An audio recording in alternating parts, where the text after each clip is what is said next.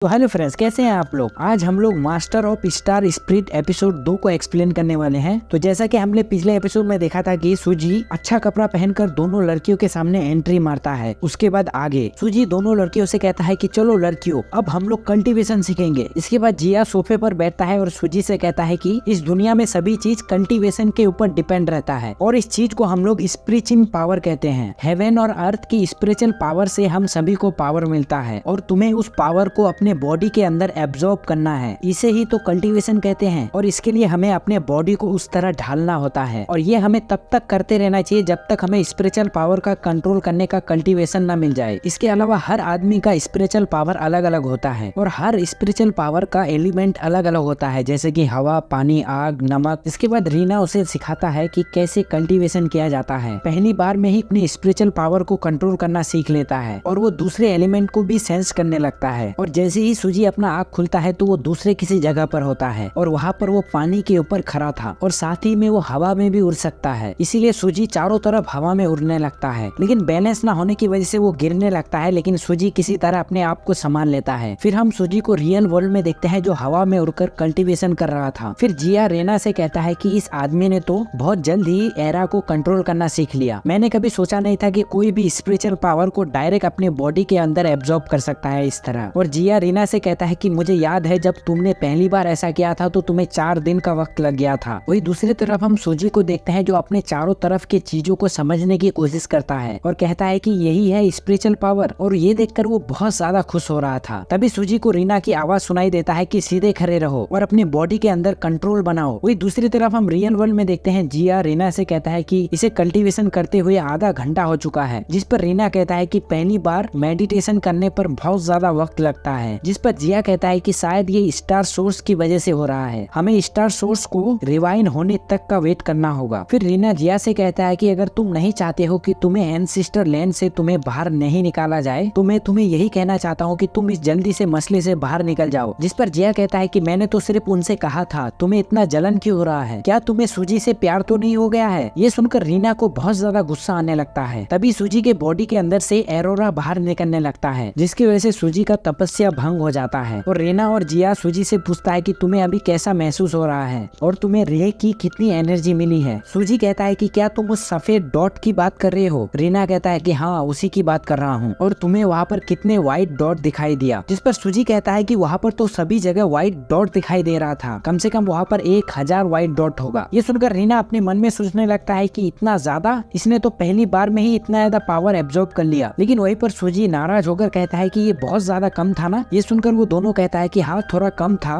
लेकिन अगली बार तुम फायर कल्टीवेशन को सीखने की कोशिश करोगे। सूजी कहता है कि मैं तुमसे पहले ही कह चुका हूँ ये मुझसे नहीं हो पाएगा, लेकिन अब मुझे इसमें बहुत ज्यादा मजा आ रहा है, इसलिए मैं पूरी कोशिश करूंगा। यहीं पर ये सीन कट हो जाता है। उसके बाद हमें कल्टीवेशन वर्ल्ड के हेडक्वार्टर को दिखाया जाता है और उस हेडक्वार्टर के अंदर एक छोटा बच्चा और एक बुरा आदमी जा रहा होता है। वो छोटा बच्चा उस बुरे आदमी से पूछ रहा होता है कि अंदर क्या हो रहा है, जिस पर वो बुढ़ा आदमी कहता है कि यहाँ पर से जो भी कल्टीवेशन सीख रहा है उसके ऊपर नजर रखा जाता है और जो कल्टीवेशन सीखने के बाद क्राइम करना शुरू कर देते हैं उनको ये लोग रोकते हैं। तभी हमें अंदर से उस हेडक्वार्टर को दिखाया जाता है और ये हेडक्वार्टर बहुत ही ज्यादा एडवांस लेवल का होता है, जहाँ पर बहुत सारे एडवांस वेपन्स रखे हुए होते हैं। तभी वहाँ पर एक लेडीज आता है और उस लेडीज के पास एक आदमी आता है और कहता है कि ये हमारे पिछले हफ्ते का पूरा रिपोर्ट है, आप देख सकते हैं। तभी वो लेडी उस रिपोर्ट को देखने लगती है। तभी उस बड़े सिस्टम के अंदर से रेड अलर्ट जारी हो जाता है। सिस्टम कहता है कि पूर्वी ध्रुव में एमुअल एनर्जी हुआ है और इस एनर्जी का स्थिरता 10,000 है और इस एनर्जी का अस्थिरता बढ़ते ही जा रहा है। और इसी के साथ ये एपिसोड खत्म हो जाता है। तो अगला एपिसोड देखने के लिए आप हमारे चैनल को सब्सक्राइब कर सकते हैं।